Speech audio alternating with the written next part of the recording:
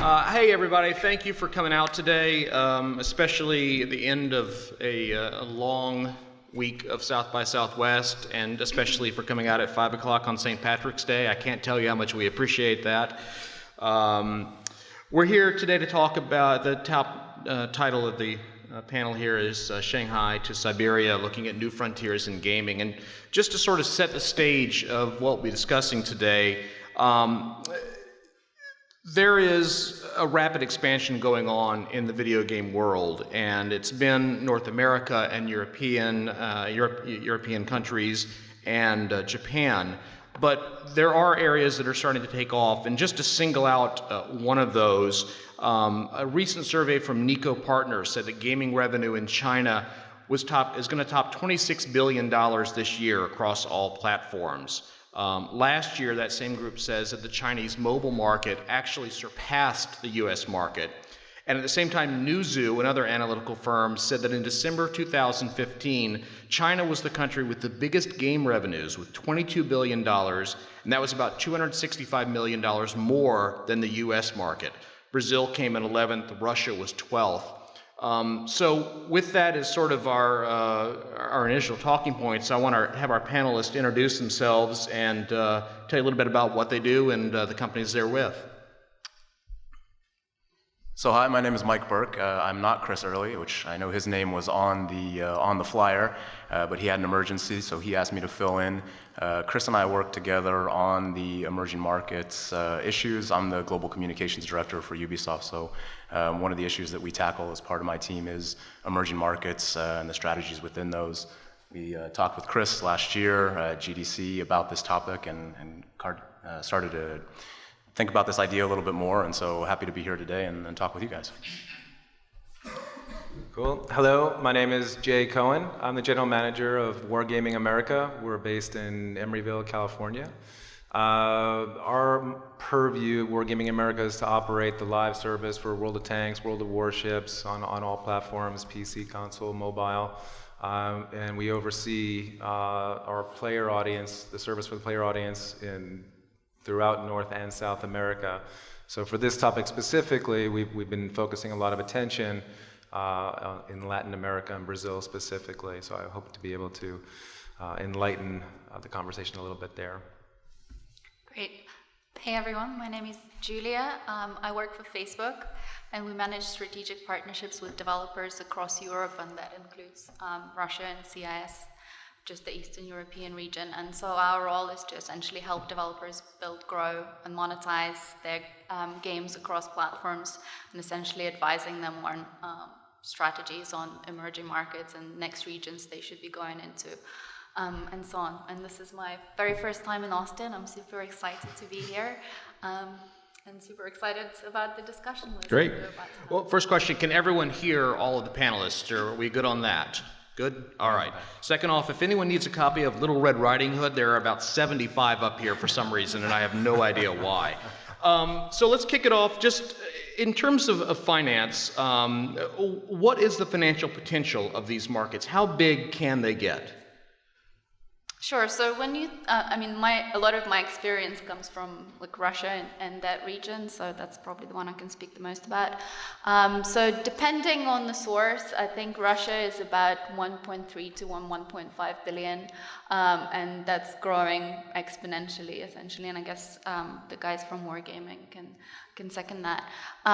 It is very much a PC-dominated market. So MMO and kind of browser, that area has been growing really, really fast and continues to do so. So PC probably 98% of kind of the whole gamers in Russia. But mobile as well has been blowing up. So I think between 2014 and 2015, the revenues grew about 68% or something like that, which is amazing. Obviously, due to the weakness of the ruble, the growth between 2014 and 2015 has slowed down quite a lot, but the future is looking optimistic. Yeah, I would agree. I mean, for our perspective at Wargaming, being in free to play, we focus on players and scale. So if you look at markets, obviously like Russia or Brazil and throughout Latin America, we're focused on players. Players first. The finance and economics will catch up with you eventually if you have a good game and if you have a game that you can hold on to the player for a long time. Now there might be some up and downs as we see, economically speaking or politically speaking. You look at Argentina, Brazil right now, and Russia. But for us, we focus on the player base, all about scale, because you can't have a successful PvP game at scale without players. And we don't just focus on payers; it's players. So I think when you say what's the potential, we think it's huge because. Especially in Brazil, look at the mobile market exploding. Eventually, it will catch up and it will monetize because it continues to scale immensely. It's 180 million people. So that's what we focus on first, player first, and economics eventually will come. And Jay, do you have any specific information on potential in China? Since we've talked a little bit about Russia. I'm sorry, Jay. I mean, Mark, I'm sorry.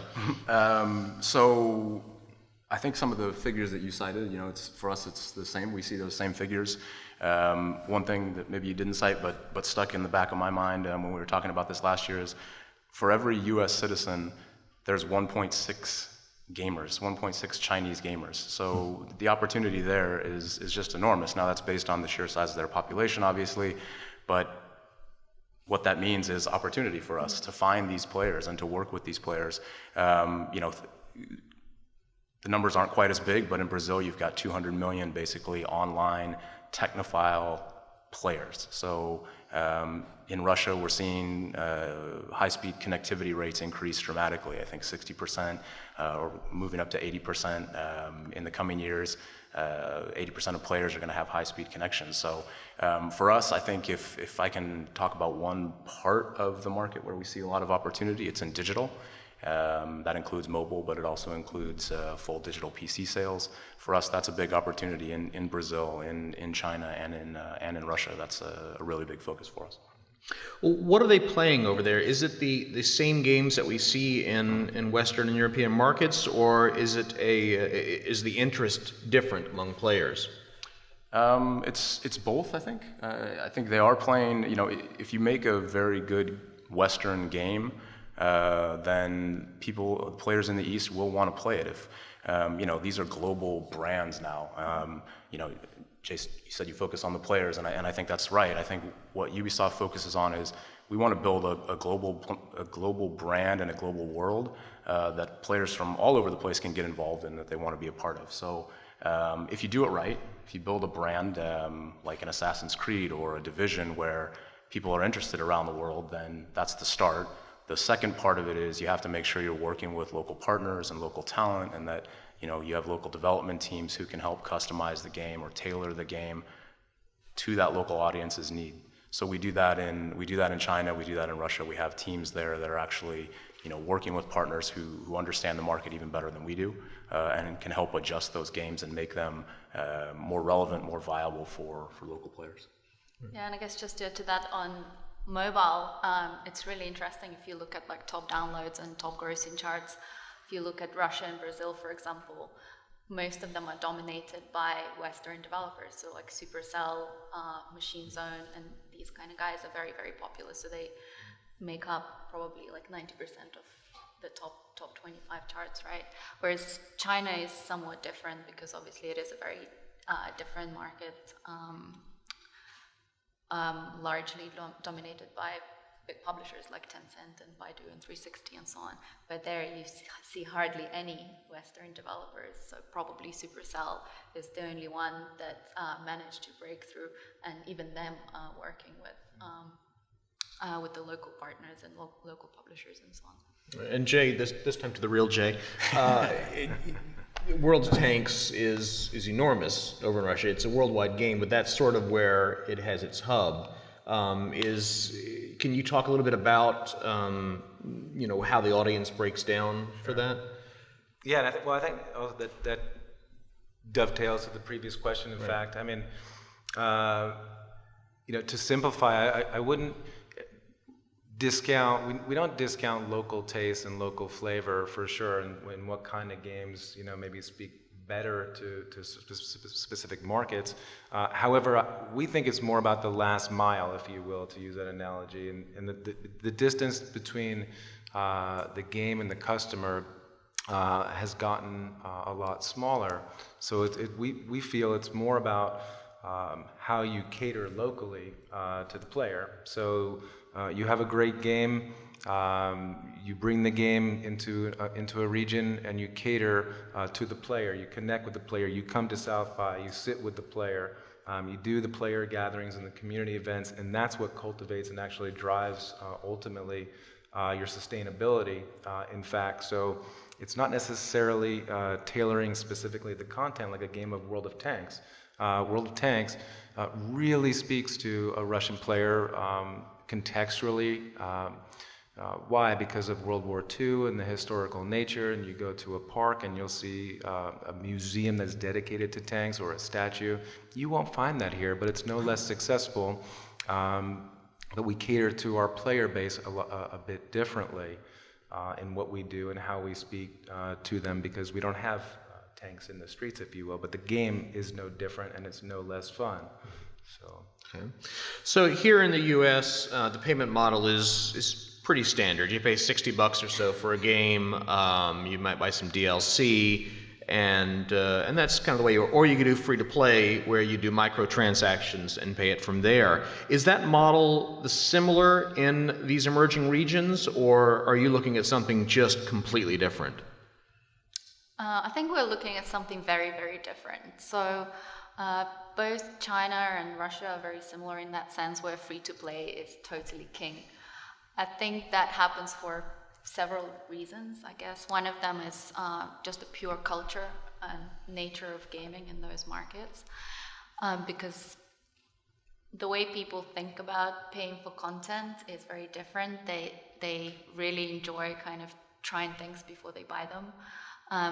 And just being able to, have access to something that they might pay for later.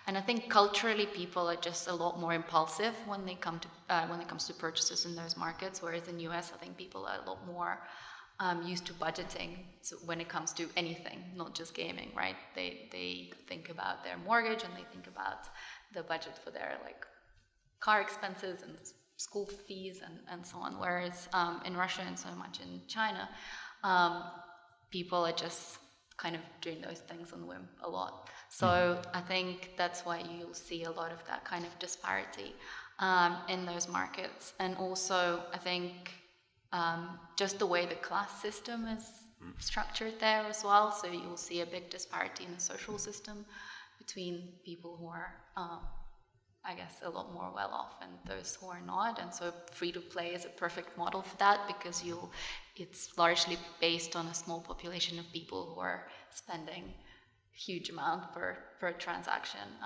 and so on. So yeah, and I guess piracy is another question when it comes to those local markets, because historically there has been kind of the content hasn't really been localized, especially when it comes from the West for those markets.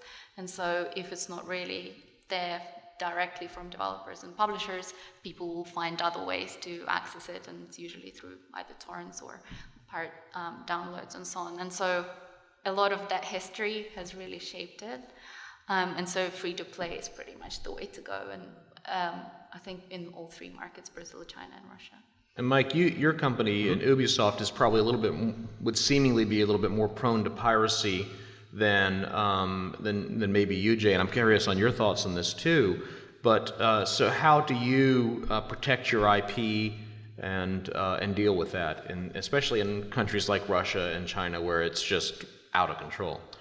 Yeah, I mean, I'll speak to Russia specifically. I wouldn't say it's out of control. I think what I would say is that we know that for in the Russian market that there maybe was a problem with piracy, or an issue with piracy that we had to address.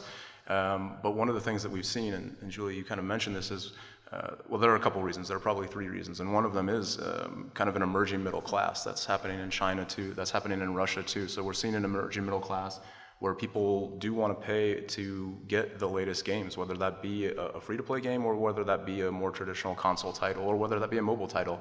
You know, they want to pay for the latest and greatest thing. They want to be a part of that gaming community. The second point is that there's really you know, these games are moving more and more online, whether or not they're free to play. We were talking about The Division, which is a game that Ubisoft released last week, and it has, you know, it has multiplayer features, it has team play features. All of these things are online, and the community that's playing these games, they're going to be online. And so, you know, simply because players in Russia want to be a part of that community, they want to be playing on the official Ubisoft servers with the rest of the Division players in Russia, they're going to be online, and that is, you know, a pretty effective piracy deterrent as well. But as Jay said, it's more about the players. It's more, can you bring those players together in a community, and that's what they want. They want it. They want to be there. So I would say those are the two, you know, for us, those are the two big things that we look at in Russia and as well in Brazil and China. Yeah, I think for us, I can't believe I'm actually going to say this, but I don't have to think about piracy with free to play, and Yeah. I mean, and that's really where the model emerged from, right? And for wargaming specifically, it was like, you know, how did they get out of a developer who was focused on strategy games and building, you know, box product, and finding it hard to survive because of piracy in their own region. So, you know, how do we maneuver around that, and how do we build a model that can speak to eliminating a piracy concern, number one, but the economic model portion was, I think, you know, the concept of disposable income, and how do you address that vis-a-vis a microtransaction model, which says, okay, look, you know, you don't need to come out of your pocket with $50, $60, $70, or with VAT, a box product, $80, $90. You know, go to Brazil. I mean, it's a shame. You know, Yeah. those guys have to pay $100 for a box product, and which is twice what we pay here. But yet we know the disposable income is not the same. So we do cater or see different dynamics within our store across different regions about what can be more successful and what we offer. You know, in Brazil, the way what's the cadence of their paycheck is a little different. You know, let's say it's on a monthly basis, and so people are going to run out of money by the end of the week, so there's no reason to run a special. I mean, for example, at the end of the month, because nobody's going to be there, they're waiting. So we look at those type of things to consider. Is that something that you guys have to consider also? That's a very interesting point about, you know, as you say, the cadence of the paycheck.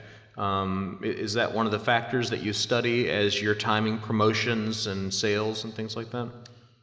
That's to me. Yeah, either, yes.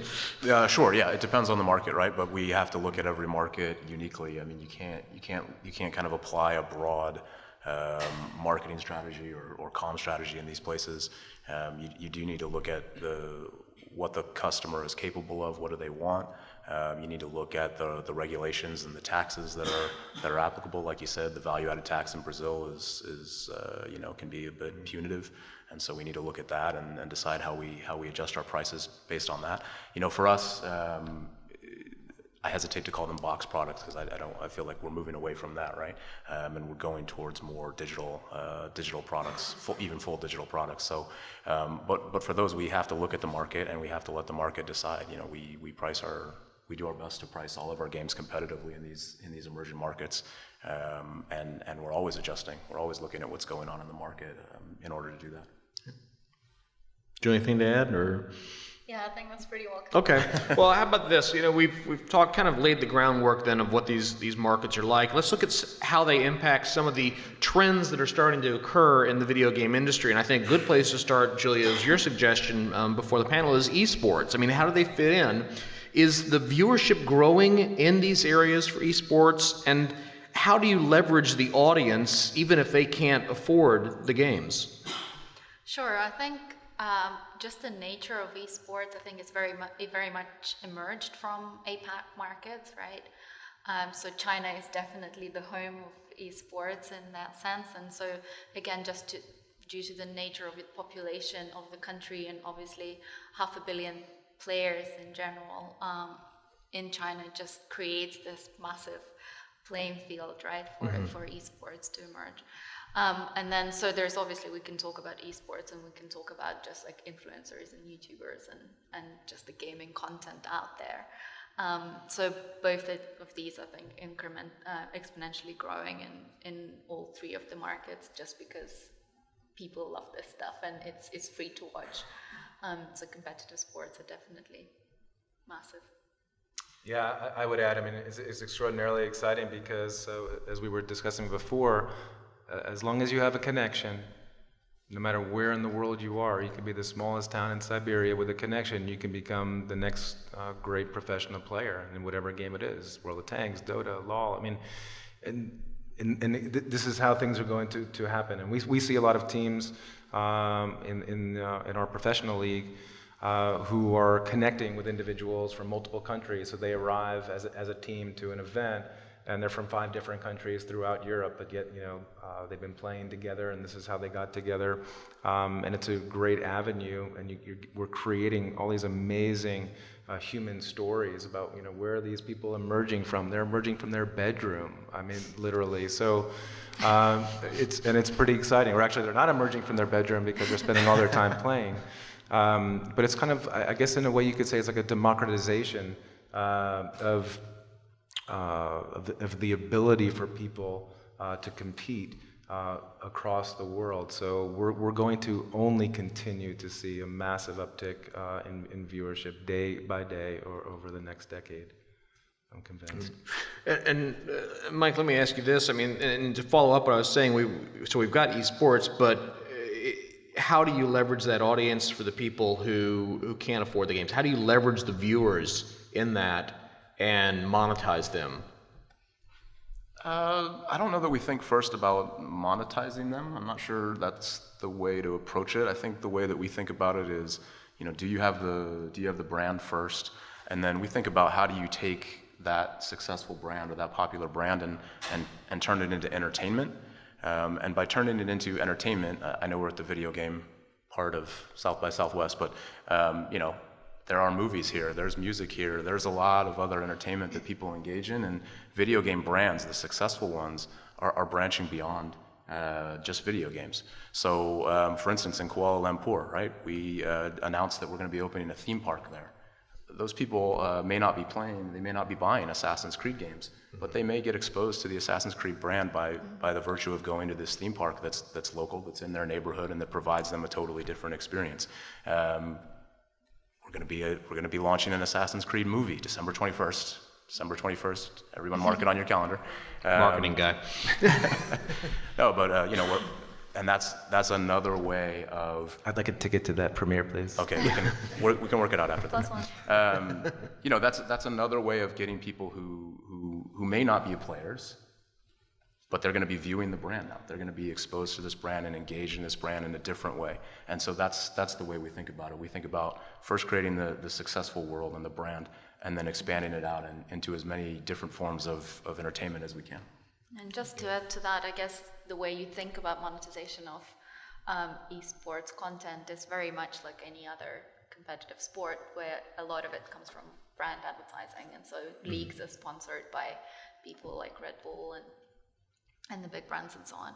And so the viewership is really about the community. I don't think there is publishers are thinking about monetizing this, because it's very much a retention and engagement play, how to get the community together. And I'm sure eventually a lot of real players monetization comes out of it as a indirect result, but it's very, very much about building a strong community and a strong brand among players. Yeah. Sorry, go ahead, Jay. I would have to agree. I mean, it's spot on. It's the ecosystem. I mean, we're thrilled. We're sitting here, I think, as content creators. We're thrilled because, I mean, come on, ESPN launching an esports site, Yahoo launching an esports site, ESPN.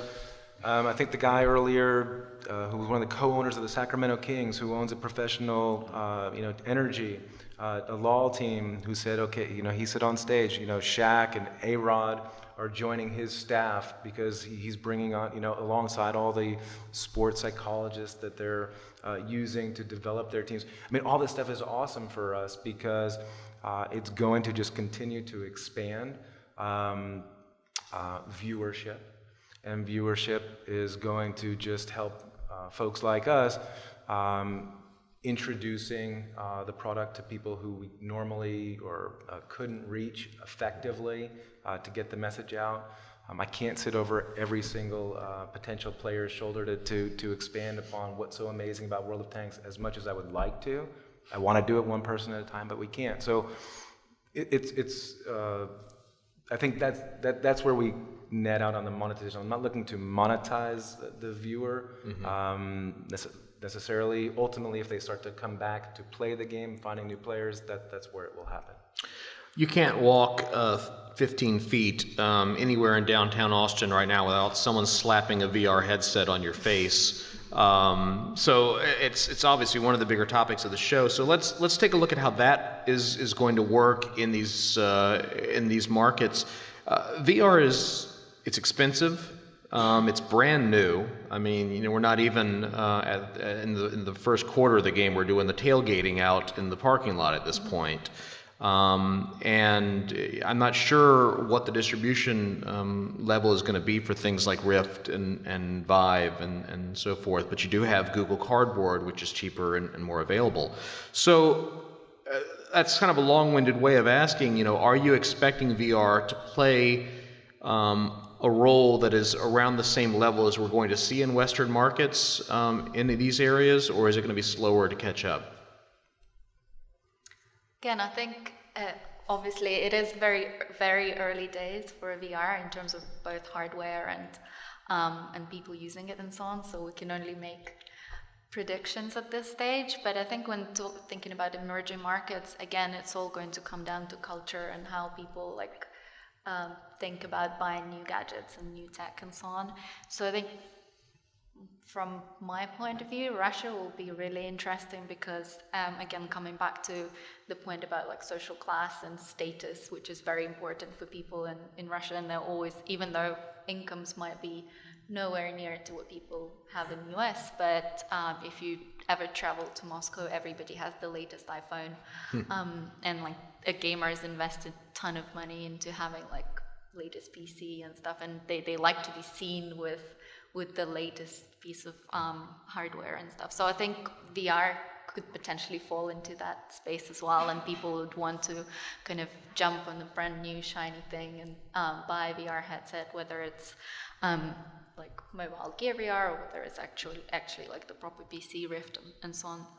Whereas China, I'm not sure. I think people will be a lot more cost conscious just because of the nature again about of how people think about what they spend their money on and so on. And Brazil will probably be somewhere in between, I would imagine, but again, hard to say. I think I just want to build on the cultural point. I do think that that's going to be an interesting thing to watch. I don't think anyone knows the answer for certain right now, but a lot of the VR experiences, at least initially, were very much isolationist almost. You're focused on putting the headset on, and that was it. You tune out and you're sort of disappearing from the world. One of the things that Ubisoft we've been focusing on with the VR experience is how to make those social, how to bring other people in and make sure that you're still playing with other people. We talked about this for online games. We've talked about this for open world games, is how do you get other people involved? So that's something we're focusing on as well. We've got a game in development called Eagle Flight. We've got another one called Werewolves Within. Both of those were announced recently, and they both focus on this social aspect of the virtual reality experience. You're not by yourself. You are in this virtual world, but you're in it with other people. You're competing against them. You're playing with them. And that, for me, is what's going to be culturally interesting, because I think we think it will work for Western markets. We think it will work here because it's already working in our other games, in our open world, in our connected games. So we need to see, will that same idea of social connectivity in a virtual space, will that work in emerging markets as well? But time will tell. Yeah, it's a very good point. In countries like Brazil, people are naturally very open and they are very social and they love their carnivals and things like that. And I think that will be very much, it is already replicated in digital and online and mobile gaming space. People love playing with each other and so on. And I think VR will be no different. So it's a very good point. We're going to go a little off script. I'll warn you three. We didn't talk about this one beforehand. I know. But talk to me about the impact of politics in these markets. I mean, China, there are so many restrictions. The rules change at a pretty rapid clip. Russia has certainly some taboo topics that you can't approach. How much does that have to be factored in as you are building a business there and building a customer base? You want me to take it? I'm throwing it out there. It's off script. Anyone can do with this one, yeah. I mean, isn't that one of the things you're not supposed to talk about at like a cocktail party is politics? Let's do it. We were present. Ubisoft was present with the launch of the consoles in China, both the Xbox One and the PlayStation 4. We had 5 games available for the launch of Xbox 4 for PlayStation, but the console market is still very, very nascent in China. And I bring that up because one of the reasons for that we see is is censorship, and that there's a long approval process of working with the government in order to get those games approved and into the market. So absolutely, we do have to work with within the laws, within the regulations of the land, and that does affect your ability to be in these markets. I would say globally in emerging markets, those are the 2 biggest challenges, maybe opportunities as well. Is you have economical challenges that can come up, and you have political challenges that can come up, and those are interrelated, right? So yes, we do have to be aware of that. We always have to be cognizant of that, and I think the best way that you can do that is to have local presence and local partners. If you're trying to get into these markets without that, you're going to face a much higher hurdle. We've been in China for I think more than 18 years now, with offices in Chengdu and Shanghai. So we have people that understand how the business operates there and what they need to do in order to be successful, and that's huge for us. And I would assume that's the case for you also, Jay, with wargaming based out of Russia. You've learned to kind of work that. Yeah, I think you could say there's for me maybe 2 ways of looking at it. One would be looking at countries and governments on the political side. Who's interested in cultivating interactive entertainment, and most are. In fact, most first world and second world countries, because they realize this is where we are. This is pop culture. This is happening. So, if you want to connect and build your economy, we connect with your people, build your economy.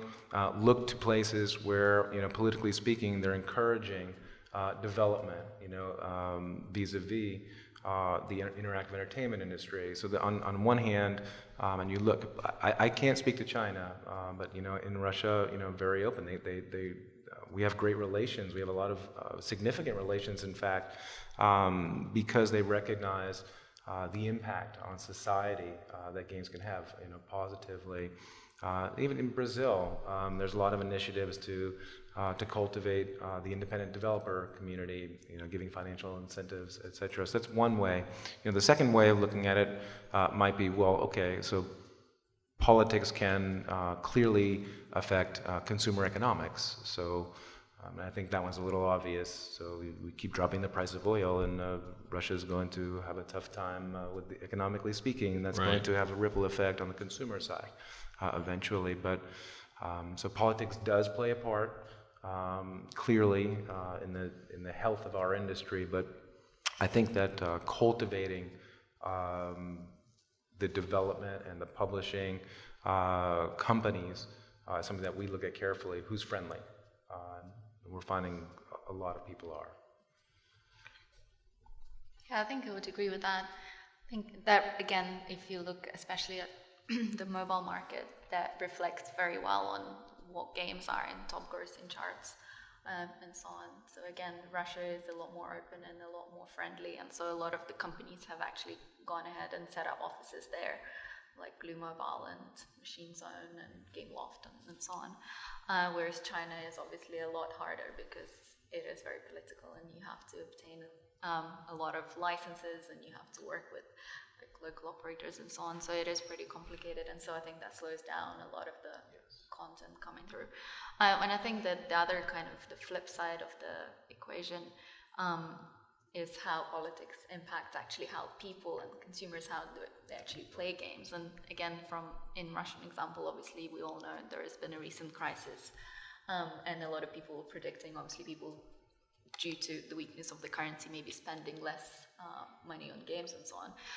But what we've seen has actually been the opposite, because people can spend less money on things like entertainment and going to movies and buying cars and so on. They've actually turned to gaming, and so they've spent a lot of their time, instead of going out to restaurants, they've actually come back home and started playing, and so that in a sense benefited gaming and kind of helped bootstrap more growth in a sense.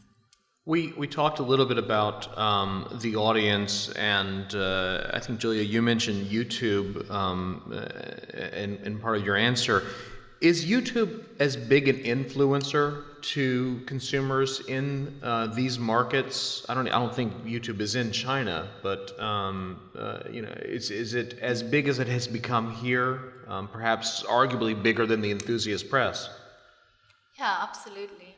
I mean, from working with developers, what we hear in the local market definitely is. And I think, obviously there are influencers in those countries, all have to be local.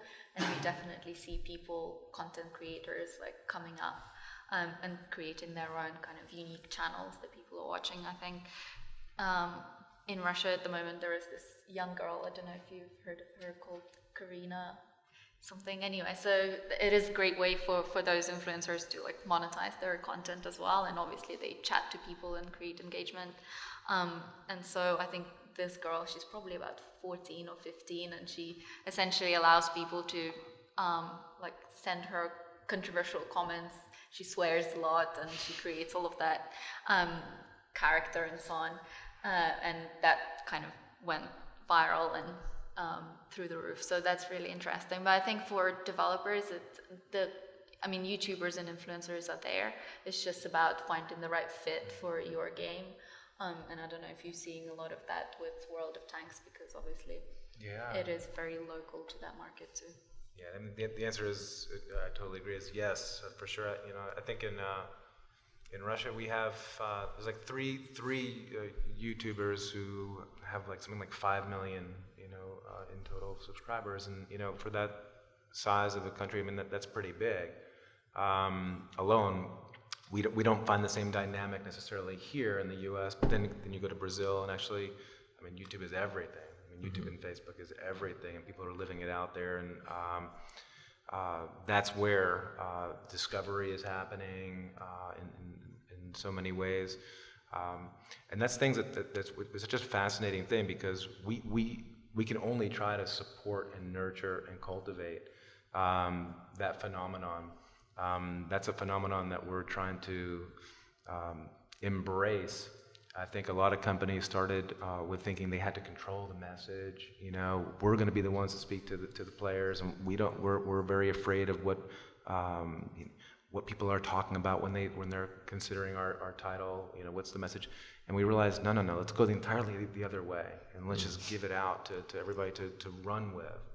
I'd rather have 10 people, with 5 to 10,000 people, subscribers to their channel, than one channel for us that's half of that, because that's a lot more influential, in fact, player to player to player kind of communication than we can ever deliver. So there's so much more trust when you actually look at player-to-player communication rather than like engineered high production value content that's coming from developers themselves, right?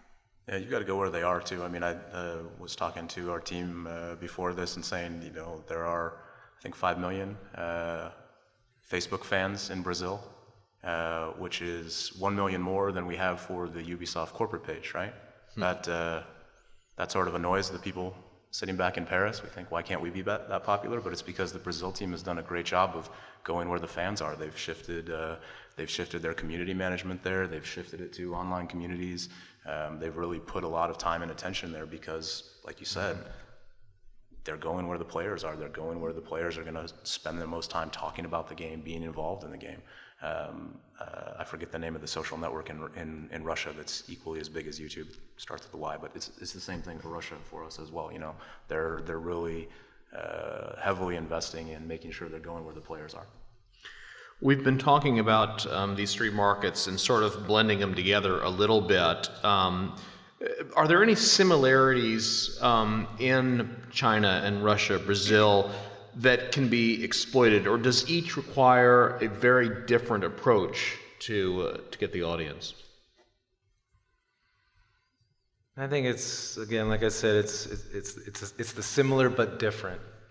And actually, we've covered a lot here today so far in talking about, the politics. I can't go into China the same way I can't, the same way I go into Brazil, so politically speaking. So similar but different is how you need to approach and look carefully. For Wargaming America, we tried to initially just say, we can buy display advertising from here for Brazil, and I could, why wouldn't I do it? I'm already buying here. I'm running community and running content. I'll just get some people who speak Portuguese, and then we'll start translating our videos and doing it.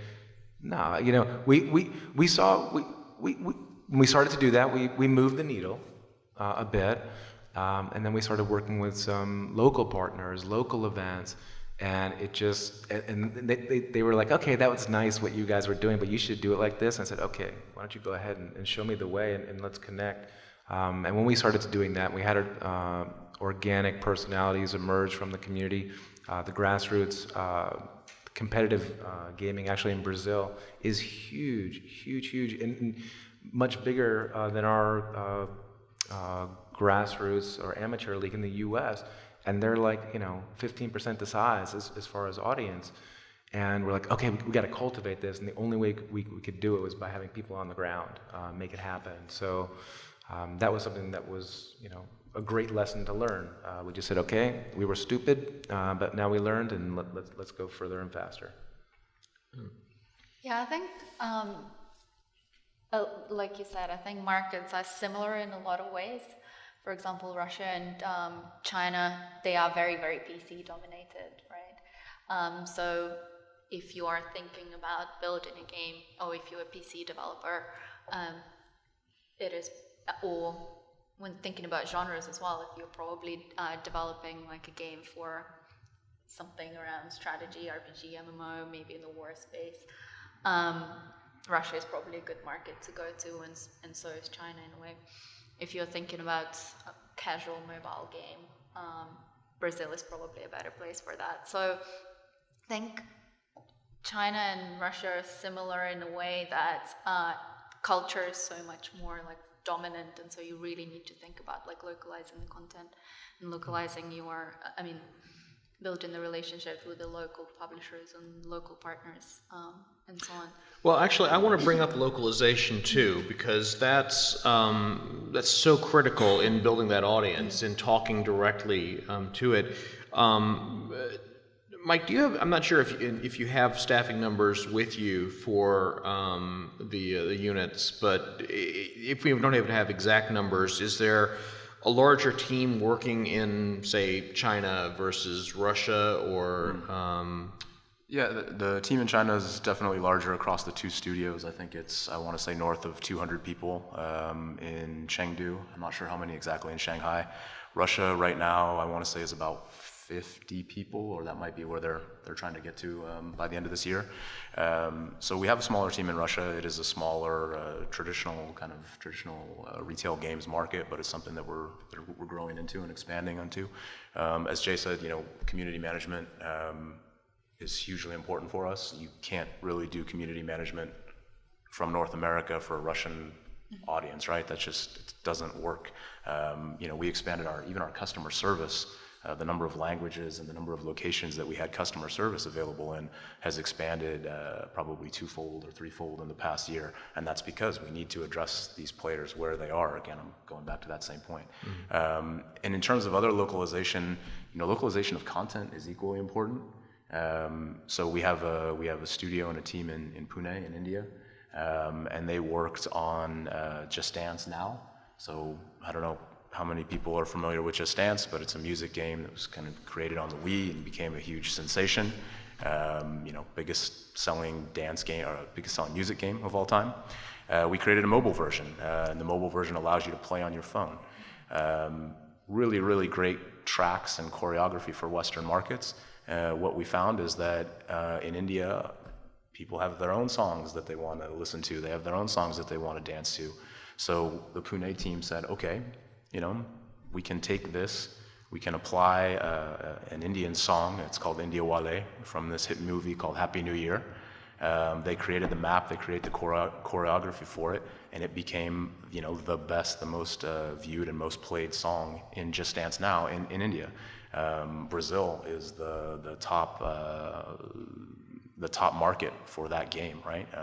So again, kind of speaking to the cultural differences, whereas Just Dance, the console game, may not have been as huge in Brazil. Just Dance Now took off. I mean, it became just a huge thing, this huge phenomenon in Brazil. I totally want to play a Bollywood version of Just Dance Now. The song is amazing. The song will stick in your head for a long time. And I think it's interesting, Russia is almost like a hub between the West and China. You see a lot of Chinese developers launching games in Russia first because the culture and kind of the audience is so much closer to them. And so again, if you look at what games are popular, you'll see Chinese developers actually among the top in Russia. So games like Clash of Kings from LX, which is a Chinese developer, and the other way around, like US publishers and developers bringing their games to Russia to kind of test the ground before they bring them into China, because the audience is somewhat similar in a sense. We're going to be opening this up for questions also, so if anyone has a question, feel free to walk up to the mic here, and we will be happy to call on you. And while people are deciding if they have anything, I'm curious, what are the biggest areas of weaknesses that you guys have for your companies in these emerging markets? And it seems so strange to call China an emerging market since it's bigger than the US, but Getting into China. Is that the hardest stuff? Not to be funny, I mean, but think just like you said, the market is huge. Let's close our eyes and imagine that it was open right now. I mean, we'd all, as Western companies, be in there learning, stumbling, making mistakes, but learning and iterating and moving a lot faster, probably, towards a higher degree of prosperity, if you will, because we know the market is hungry and desirous of the content that we have. So I'd say it's a weakness right now, but in fact, if you take a long-term view on it, we're very hopeful for the future there. But I know, being an operator, of a service, just the complexity. So what we're talking about, on a day-to-day basis, how do you get this right? For the games in over 40 languages and, major markets all around the world, it's complex as anything, especially, in a free-to-play, live MMO persistent, world, staying in step with your, on all the servers, the content is in similar places, the experiences, have their similarities and their differences, when you're deploying new features, new updates, just keeping it together, I would say, is one of the biggest complexities we have. But it's a fun problem to solve. It's a luxury problem, I consider.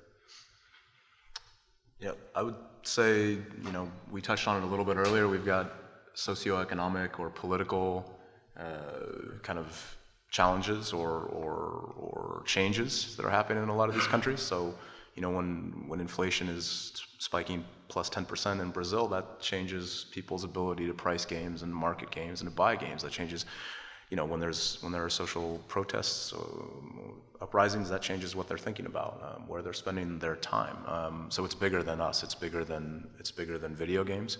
But those, because that's the nature of emerging markets. It's also, like you said, it's where we see opportunity as well, because if we can be there and we can understand it and we can adapt to it, then that's opportunity for us. It's greenfield for us. I guess for Facebook, there is no Facebook in China yet. So you have a real hard time getting that market. So that's probably the biggest challenge. I wonder how it would do. Do you, a lot of the large game companies like Electronic Arts and Take-Two Interactive partner with someone like Tencent. Is that the best way to get in the market? It's the only way. It's the only way. That's it. That was easy. Yeah. Go ahead, sir. Actually, you guys just touched on it a moment ago. Pricing of games. Here in America, normally when somebody says a free-to-play game, you expect somewhere along there there's going to be 99-cent in-app purchases.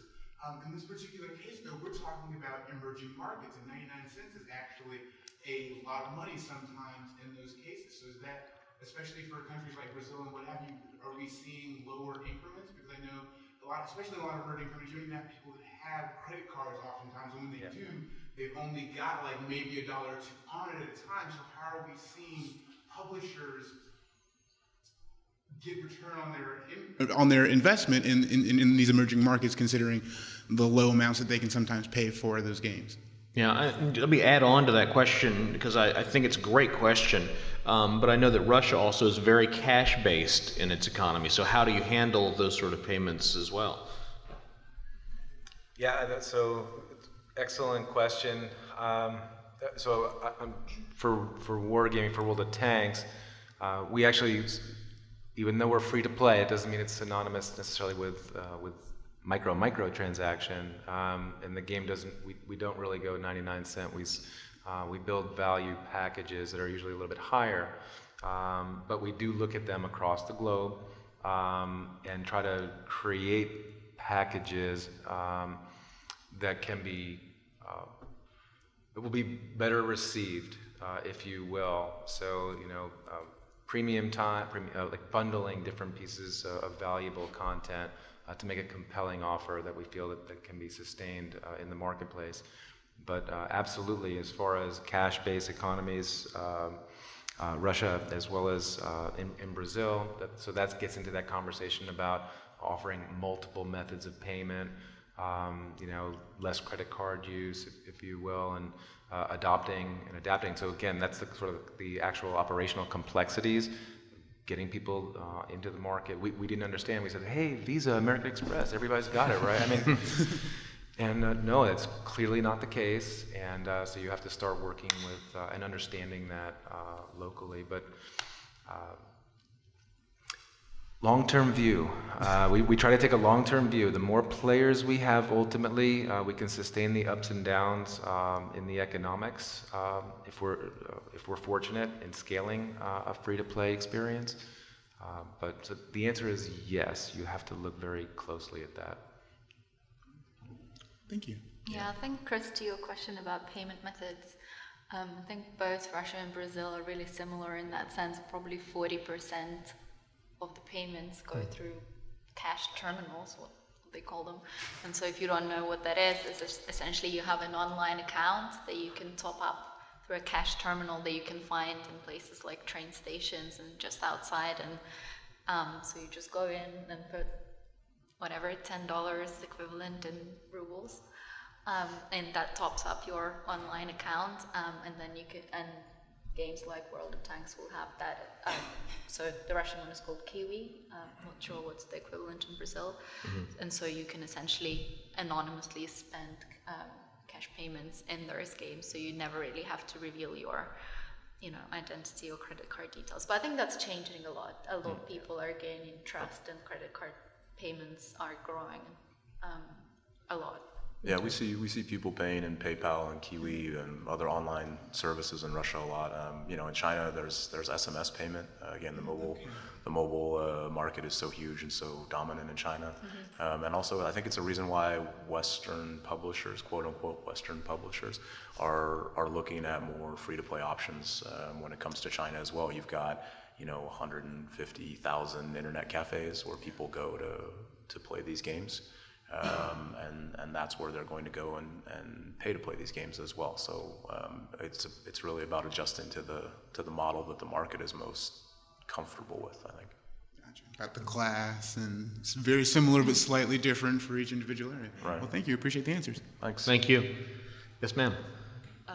Hello, thanks for this. This is really interesting. I wonder if you like how far in advance do you start to think about the next market to advance into? And I'm thinking especially about India, because I think India is the next massive market, and then beyond that would be the continent of Africa, but I think that's in several decades away. A sort of parallel note to that is, do you ever work with linguists or anthropologists when you expand into a new market? And just because you talked about localization and realizing that you can't just translate, from English to Portuguese, it has to be specific, and also specific to a certain neighborhood maybe, or county or something. So. Yeah, we have, I'll answer the localization part first, I guess. We have a localization team, a very good and big localization team at Ubisoft. We have the benefit of being a big company, so we can do that, and that is their job, is to figure out how to localize the game in as many languages as we're going to be selling the game. So if you're selling a game in Arabic, you have to figure out how to make sure that the controls aren't going in the same direction as they would be if you're in a Western market, right? You're reading in a different direction, so the controls need to map to that.